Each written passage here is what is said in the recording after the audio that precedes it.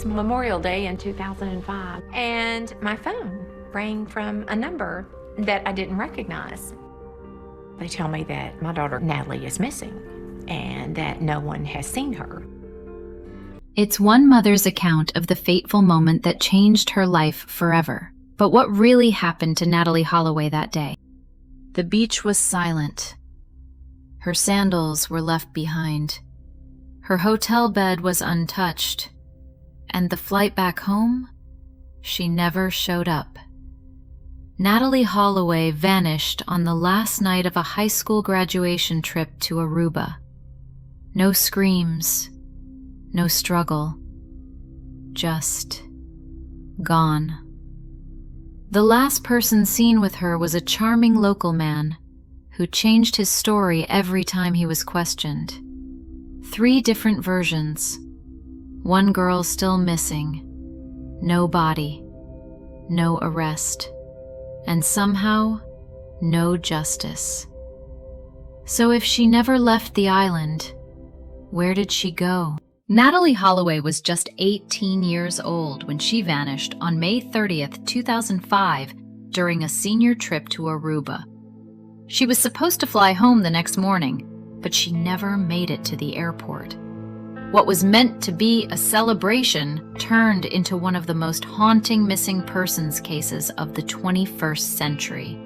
From the start, the investigation was plagued by missed leads, shifting timelines, and a suspect who always seemed one step ahead.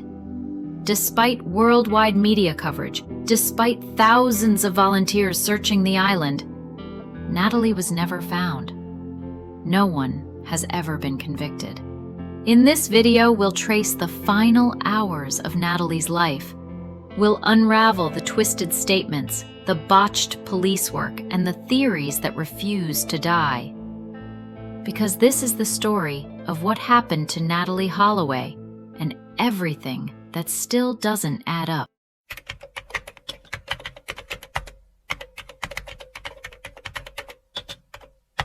By every outward measure, Natalee Holloway was living the kind of life other teenagers envied. Blonde hair, bright smile, a scholarship to the University of Alabama already in hand. She was graduating at the top of her class from Mountain Brook High School, a well-off suburb in Birmingham, Alabama, the kind of town where nothing bad is supposed to happen. Her mother, Beth, described her as driven, responsible, a planner. She was the girl who made color-coded lists for class trips, who reminded her friends to hydrate between drinks, who texted back immediately, even just to say, "I'm okay." But being responsible is not the same thing as being okay. Teachers say she was meticulous. Friends say she was exhausted, always staying ahead, but barely. She juggled AP classes, extracurriculars, and dance team while tutoring younger students and holding down a part-time job. It was impressive, until it looked like she was burning out. One friend recalled a moment in March, just months before the trip. Natalee stayed after school for hours, retyping a research paper she'd accidentally deleted. Not because her grade depended on it, but because she couldn't bear the idea of handing in something imperfect. That night, she cried in the school parking lot. No one really asked why. Her parents had divorced when she was younger. Her mother remarried, her father moved out of state. Natalee split her time, carefully, never complaining, never confronting. Her friends said she kept her feelings tightly zipped. She didn't like drama. She avoided conflict. But silence is its own kind of scream. At school, she was the peacemaker. At home, the overachiever, a girl who was always where she said she'd be, but emotionally felt nowhere at all. One of her classmates later said, Natalee was always busy, but if you looked close, she was always tired. Aruba, a senior getaway. One last taste of freedom before college began. Natalee had begged her mother to let her go. Beth was hesitant. The idea of sending dozens of teenagers to a foreign island with minimal supervision felt wrong. But Natalee pushed. She promised to call every night. She even wrote down the hotel's emergency contacts just in case. It was the kind of reassurance that felt adult, but in hindsight, felt rehearsed. They left on May 26th, 4 nights, partying, bars, drinking, dancing, just kids for once, letting go. But there was something off, something that slipped through in passing comments, background whispers. Natalee was drinking more than usual. She was texting less. One friend claimed she skipped a dinner alone in her hotel room, not feeling well. Another said she seemed distracted at a club, dancing 1 minute, staring into space the next. They went snorkeling, took pictures, laughed. But some photos show Natalee in the background, smiling but slightly apart. That night, she was seen at a casino. She played blackjack. She was filmed on a security camera with a young Dutch local, Joran van der Sloot. Tall, charming, a little too smooth. Natalee joked that he was European hot. Friends say he was flirting. She didn't seem to mind. Later that night, witnesses placed her in his car, a gray Honda with 2 other local boys. That was the last confirmed time anyone saw her alive. No texts, no calls, no goodnight message to her mom. Her packed bags were still in the hotel room, her passport untouched, her toothbrush still wet. But she was gone. 2 weeks before the trip, she broke up with a boy she'd been seeing casually. It wasn't messy, but it was abrupt. A few days before departure, she deleted dozens of photos from her phone, no explanation, no backup. The night before she left for Aruba, she wrote in her journal just a few lines, simple words. I just need to breathe, just for once, no one watching, no one needing anything. It didn't sound like a cry for help. It sounded like a warning. No one understood. She wasn't sleeping well. She flinched at loud noises. She became obsessed with locking her bedroom door. She told one friend, casually, that she felt like someone was following her online. But there was no context, no follow-up. She laughed it off. Maybe she was scared of something. Or maybe she just needed to get away. But then why go with strangers? Why not text her mom? Why leave her friends behind? The morning after she vanished, Beth Holloway received a call. Her daughter hadn't shown up for her flight. At first, it seemed like a misunderstanding, a mix-up. But then came the sound no parent should ever hear. The sound of everything going still. Natalee wasn't at the airport. She wasn't at the hotel. She wasn't answering. And something inside Beth said, she's not coming home. Later that week, her best friend went through Natalee's locker at school, a ritual before graduation. Inside was a sealed envelope, no name, no note. Just a plane ticket stub from an earlier trip, torn in half. It meant nothing until it meant everything. One of the last things Natalee wrote online was a status update just 2 days before the trip. Sometimes I feel like I'm about to disappear, but no one would even notice until I was already gone. At the time, it sounded poetic. Now, it sounds like a prophecy. By the time anyone took her disappearance seriously, it was already too late. The stories were contradicting, the suspects were slippery, and the search, sloppy at best, suspicious at worst. Now, we're about to unravel all the things that should have saved her, but didn't.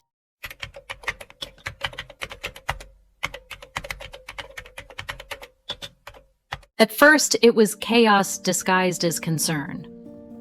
When Natalee Holloway didn't show up for her flight home on May 30th, 2005, her friends panicked.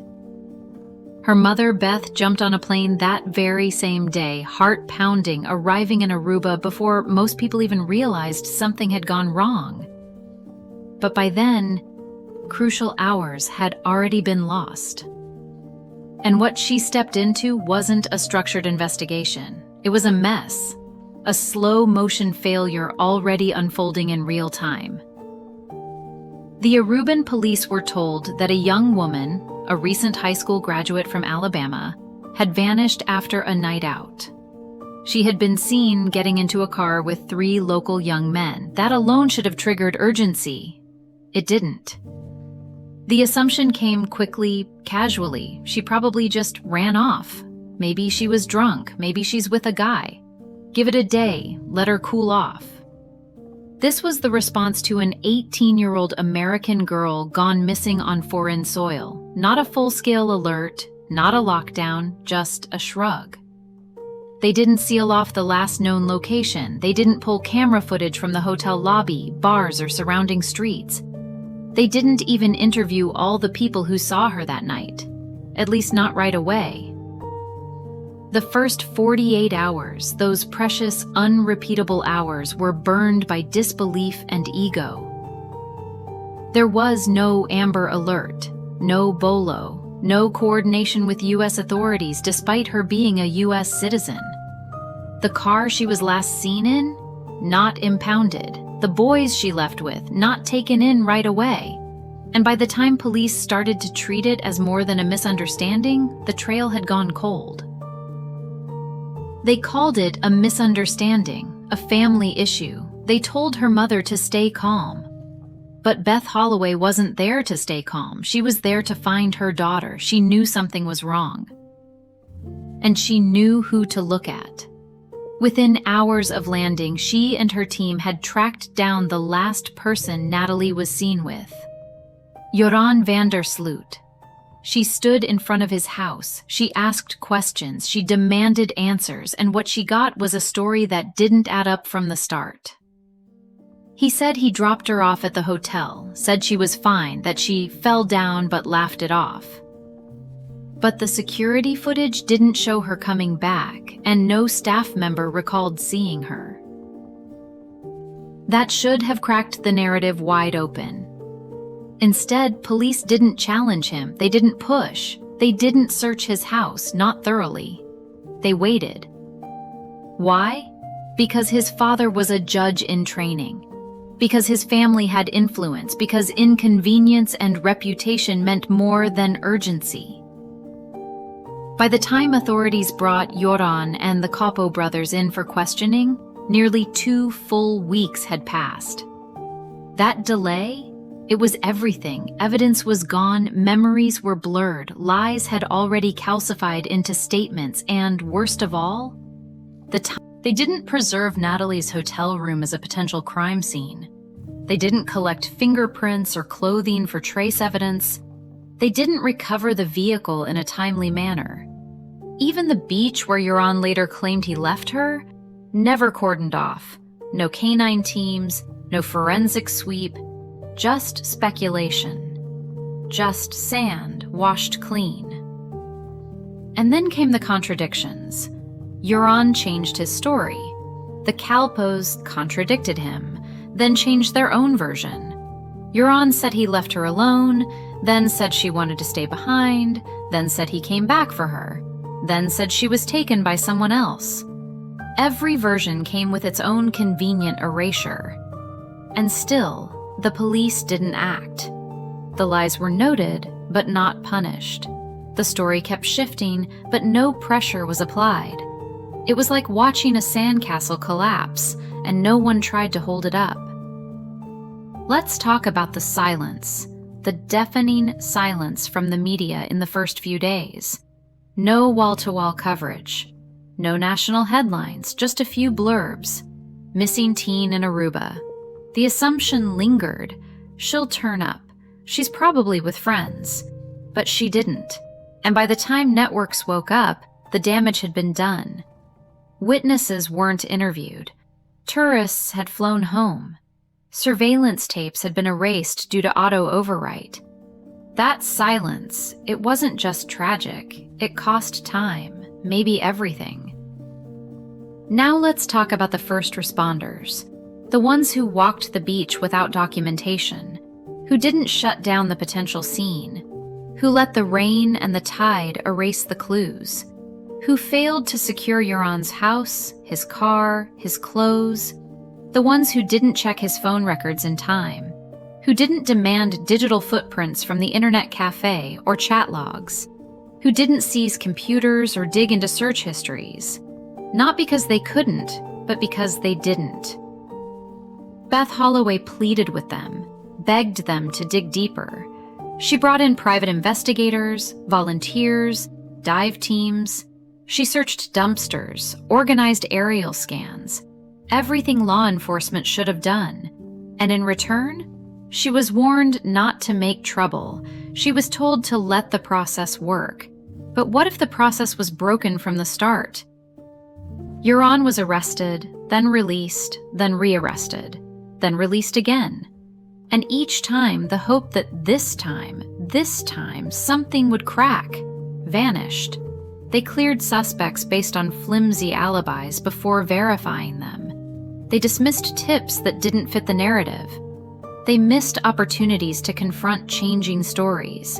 They allowed Euron's father to interfere with the investigation, offering legal advice, shielding his son, manipulating timelines. The emotional cost was catastrophic. Beth Holloway didn't just lose a daughter. She lost the chance to fight for her in the one window when that fight could have made a difference. Friends who called in with information said they were ignored. Witnesses who heard screams near the beach were never followed up on. People started to doubt, not just Euron, but the very system meant to deliver answers. And all the while, Natalee's name faded from the headlines. She became a cold case before she ever had a chance to become a real one.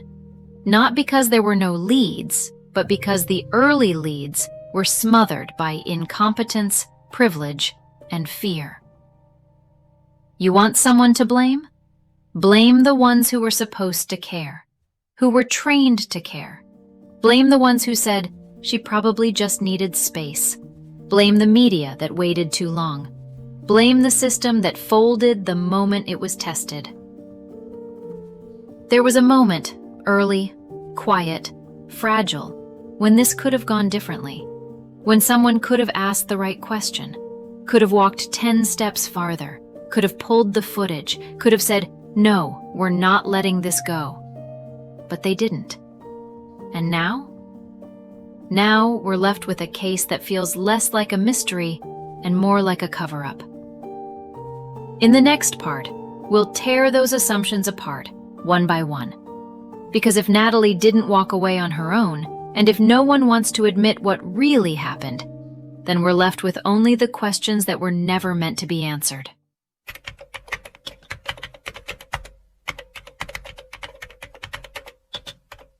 For years, people have tried to answer the question that haunts this story. What happened to Natalee Holloway? And because no one can agree on the truth, they start to make up truths that feel safe, or logical, or terrifying. They become stories we tell ourselves, not because they're true, but because they make the pain easier to hold. But when you follow each one to the end, something always breaks. Let's start with the first one. The one people reach for because it closes the door before the nightmare begins. She left. That's what they said. Theory 1. The easy exit. The theory goes like this. Natalee ran away. Maybe she was overwhelmed. Maybe she didn't want to go back to Alabama. She had just graduated high school. The world was open. Aruba was a fresh start, a clean break. She could have slipped away in the night, found another boat, another name, a different life. And honestly, if that were true, wouldn't it be a relief? No foul play, No monsters in the dark, just a girl who made a choice. The logic seems clean. She was 18, technically an adult. Maybe she didn't want to go back to school. Maybe she felt trapped or pressured. She'd spent a week drinking, partying, staying up late. Maybe she saw a version of life that felt freer. Maybe she didn't want to explain it to anyone. She had the means. She had the intelligence. She had the motive. For a moment, it feels like closure. But then the cracks show. Why leave her passport? Why leave the hotel without money or a bag? Why abandon her entire life, her friends, her family, her plans for college, and never touch her bank account again? No calls, no texts, no social media activity, no sightings, even though her face was on every screen in America. If this was a runaway case, it's the cleanest one in modern history. No leaks, no second chances, no new life ever surfacing, even 20 years later. And here's the thing that breaks it completely. She wasn't acting like someone about to disappear. She was packed, ready to go. Flight confirmed, friends waiting. So if she ran, where to? And why in a way that left nothing behind? This theory doesn't solve the mystery. It buries it. Let's try another. Theory 2. The stranger in the dark. The second story people tell is darker, simpler. Something bad happened. She was abducted. It's the theory that hits your gut, the one that makes your skin crawl. A stranger sees a young woman walking alone. He waits. A car pulls up, a door opens, and she's gone. The fear is instant.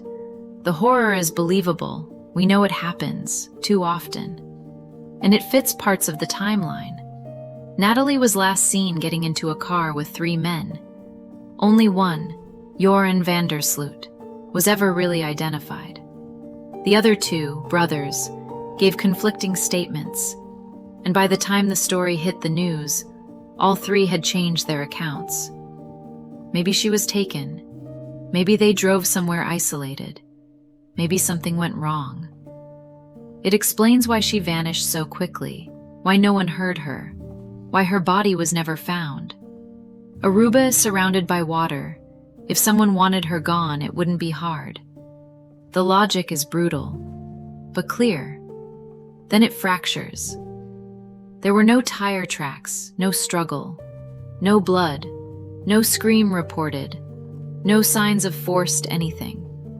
And when the beach near the Marriott was searched, nothing, not even a broken sandal. If it was a kidnapping, it was silent, surgical, not one slip-up in 20 years. That's not how abductions work. Criminals make mistakes. Panic leaves evidence. Fear leaves noise. But here, everything is still. It's like she melted into the air. And the men she was last seen with? They denied everything. Failed lie detector tests. Lied about their timelines. And yet, they walked free. It all feels off. Like someone's telling just enough truth to hide something worse. So maybe it wasn't a stranger. Maybe it was someone who didn't have to chase her, because she trusted them. Theory 3. Someone she trusted. This one hurts the most. What if it wasn't random? What if it was someone she smiled at? Someone who made her laugh that night? Someone who watched her walk away and knew she wouldn't come back. Violence doesn't always wear a mask. Sometimes it wears a grin. In this theory, Joran van der Sloot becomes the center, the charming local teenager, smart, arrogant, dangerous. He admits he was the last one to see her, then denies it, then admits again. He tells police he dropped her at the beach, then later says she collapsed, then says she was alive, then says she wasn't. He changes his story so many times, it stops mattering what he says. And that's the trap. Because if he's lying, why? And if he's telling the truth, which version? Friends describe him as manipulative. Police found messages where he bragged about getting away with things. His later conviction for trying to extort Natalee's family adds another shadow to his name. This theory feels right because it's personal. There's motive, opportunity, proximity, but even this one has holes. If it was Joran, where's the proof? There's no weapon, no blood, no location. Just a timeline with holes and stories with too many endings. And if it was him, how did he keep it secret for this long? People break. They confess. They slip. He never did. Maybe he's just that cold. Or maybe he wasn't alone. That's where the final theory begins. Theory 4. The cover-up. This isn't just a disappearance. It's an erasure. A party, a night, a mistake. And then panic. Maybe something happened, an overdose, an accident. Maybe people freaked out. Maybe they didn't mean to hurt her, but they didn't want to be blamed, so they cleaned it up, fast, quiet, dirty. And then they had help. This theory is less about what happened and more about who covered it up. Maybe local authorities knew something. Maybe connections were pulled. Maybe evidence was delayed, deleted, dismissed. Aruba's economy depends on tourism. What happens when a blonde American girl goes missing on the island? It's bad for business. Some people think there was pressure to resolve it quietly, to downplay, to distract, to get it out of the headlines. And Joran? He was the son of a judge in training. The kind of person who knew how the system worked. It adds up in a chilling, infuriating way. But then, if it was a cover-up, where are the cracks? Usually someone talks. A janitor, a bartender, a cousin's friend who heard something at a party. That's how cover-ups unravel. Here, nothing. 2 decades. No whispers, no anonymous tips that lead anywhere real. No accidental recordings. Just silence.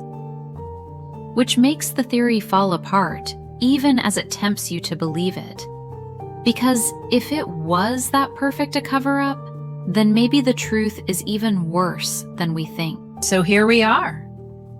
4 theories, 4 explanations. All convincing, all broken. We've followed the logic, trusted the timelines, questioned the witnesses, and none of it fits. Not completely. One thing becomes clear. These aren't theories. They're traps. They're made to pull us in, to give us a sense of control, to make the chaos feel like a story with an ending. But they don't work, because there is no ending. Just a girl, gone, and a world that keeps rewriting what happened to her, so we don't have to face what might really be true. So maybe we've been asking the wrong question.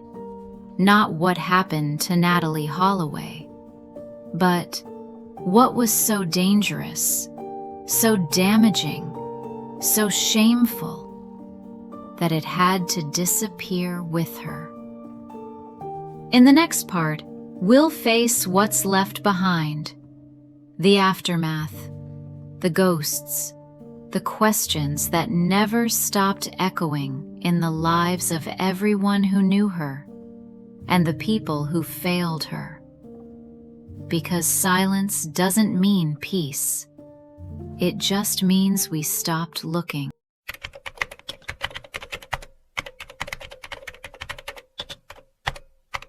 Time passed, but it didn't heal.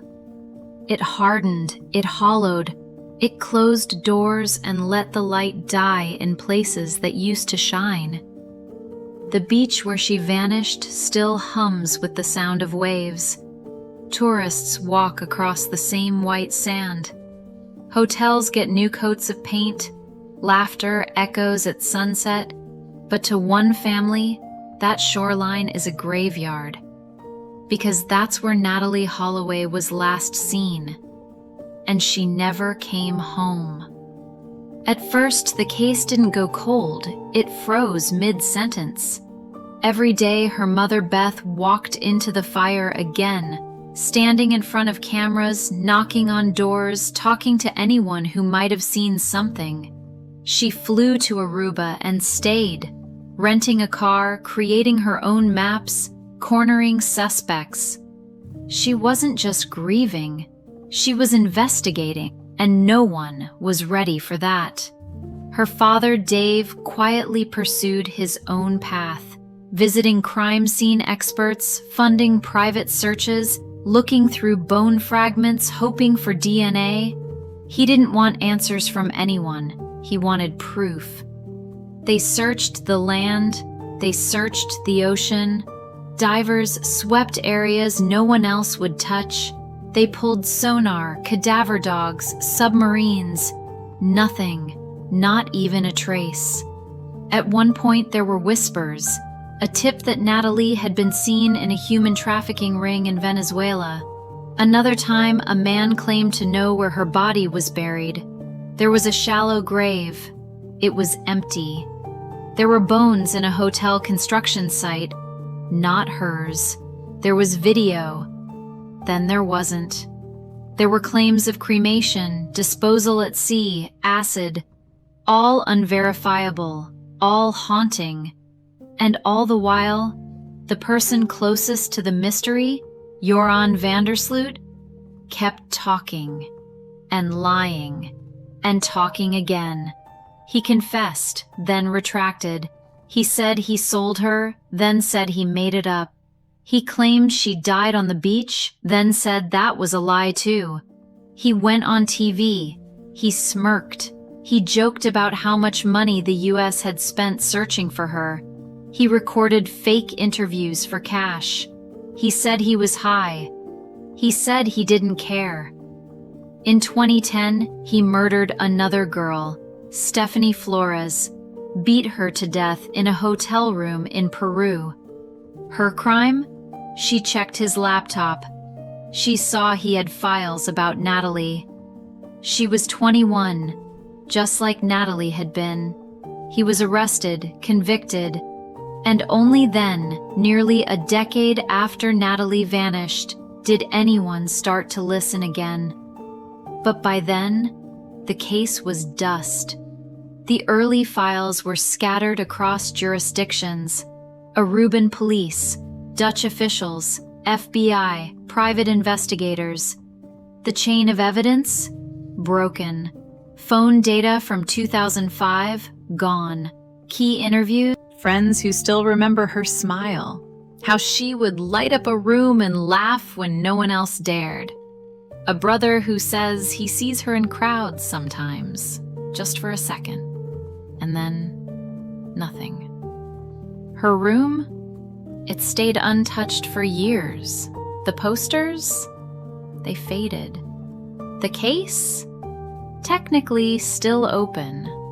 But open to what? Leads now are recycled. Suspects died, moved, disappeared. The main suspect? A convicted killer who may die in prison, but not for what happened to Natalee. Not officially. And maybe that's the deepest cut. Because there's something worse than not having answers. It's having the truth dangled in front of you, then yanked away. again and again. Every time a new confession aired on Dutch TV, every time a false tip made headlines, every time someone claimed they cracked the case only to walk it back days later. This wasn't just a mystery. It became an industry. Documentaries, talk shows, ratings, clicks. Her name was everywhere, but her body, still nowhere. Let's talk about the silence now. Not just the silence in the case, but the kind that fills a family's home after the cameras leave. The one that stretches over dinner tables, over birthdays, over Christmas mornings where a chair stays empty. There's no closure in that. There's no peace.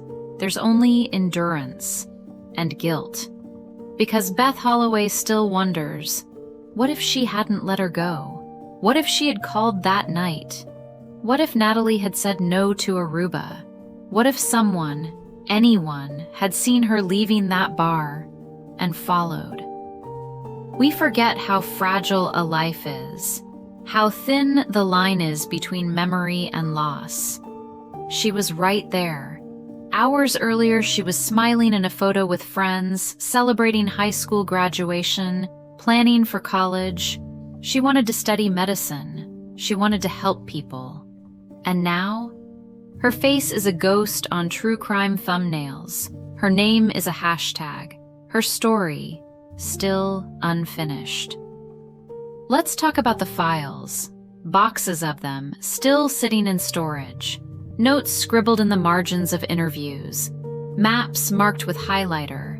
Items pulled from a hotel room, never fully tested. If you walked into that evidence room today, what would you find? How many opportunities are still locked in those folders? A name that was misspelled, a detail overlooked, a timestamp that doesn't match. There's a phrase in cold cases. The answer was always there, we just didn't see it. But what if we did see it? What if we looked and just chose not to believe? Maybe it was easier that way, to call it a tragedy, to put it in the unsolved file and move on. Because anything else, anything closer to the truth, might make someone accountable. And no one wanted that. No one wanted to admit the case fell apart because people didn't do their jobs. Because investigators assumed. Because prosecutors waited. Because witnesses changed their stories and no one pushed back. Because the first 48 hours weren't just wasted, they were destroyed. And in a case like this, time is everything. Every hour lost is evidence lost. And now we're 2 decades deep. It's easy to forget what urgency feels like. But for the Holloway family, it's still day one. They still go to sleep hoping for a phone call. They still check the news every time someone finds remains near water. They still believe there's something left to find. Because what's the alternative? Letting her vanish for good? Letting a killer live out his years, free, smiling, remembering every detail that the world forgot? Letting the system fail without even trying to fix it? No, that's not an ending. That's a wound that never closed. Because Natalee isn't just a girl who went missing. She's a symbol now of everything that breaks when a system is careless, when people lie, when truth is inconvenient. And that's why her name still echoes. Not because we remember her, but because we can't forget what we let happen to her. The posters faded, the media moved on, but the questions never stopped screaming. They said it was a mystery, but it wasn't. It was a failure, and we let it happen. You've seen the facts. You've heard the silence. Now answer this. If this was your daughter, would you still call it a mystery?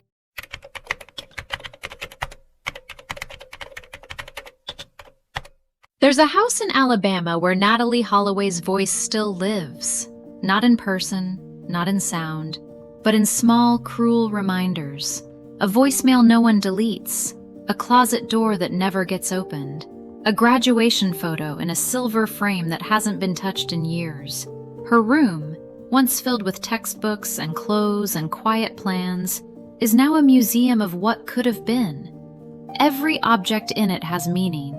Every silence in it hurts. For her mother Beth, every June is a countdown, not to a birthday, but to the date her daughter vanished. Some years there's hope, a new lead, a new piece of evidence. Most years there's just the same emptiness, widening like a scar that time won't close. For her father Dave, the ache takes shape in ocean currents, in satellite scans, in fragments of bone that turn out to belong to someone else's daughter. He's dug into the earth itself, hoping to find something, anything, because even remains would mean rest. For Natalee's friends, the girls she laughed with in Aruba, the years moved forward. They graduated, they built lives. But every time they see a beach, or hear a certain song, or open a yearbook, she comes back. Not in body, in memory, in the echo of what they lost. This wasn't just a disappearance, it was a rupture. And it didn't end when the headlines stopped.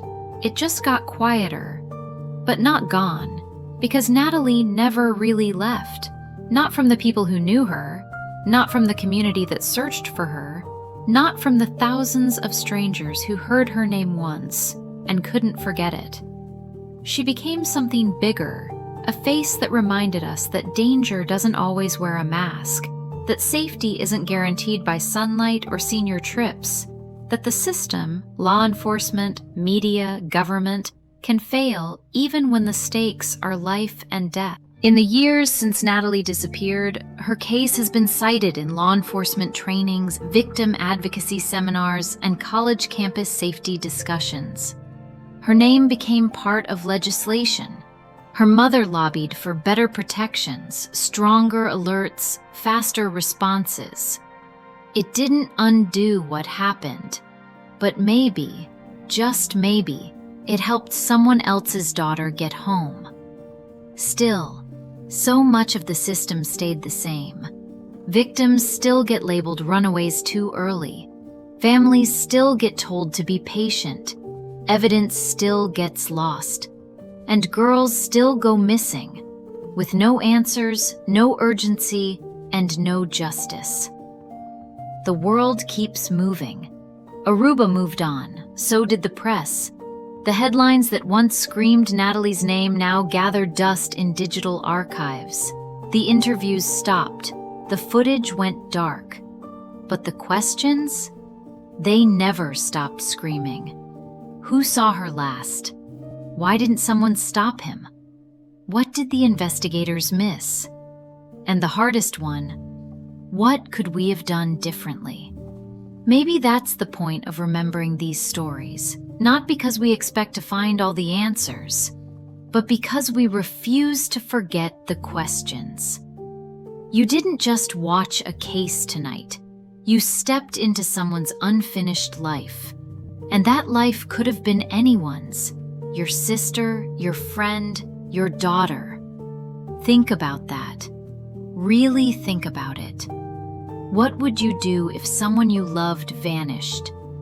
Would you trust the system to find them? Would you accept the silence? Would you give up when the leads went cold? Or would you keep digging, day after day, year after year, because giving up meant they were gone forever? That's why this story still matters. That's why your attention still matters. Because every time we say her name, we remind the world that Natalee wasn't a headline. She was a person, a student, a daughter, a friend.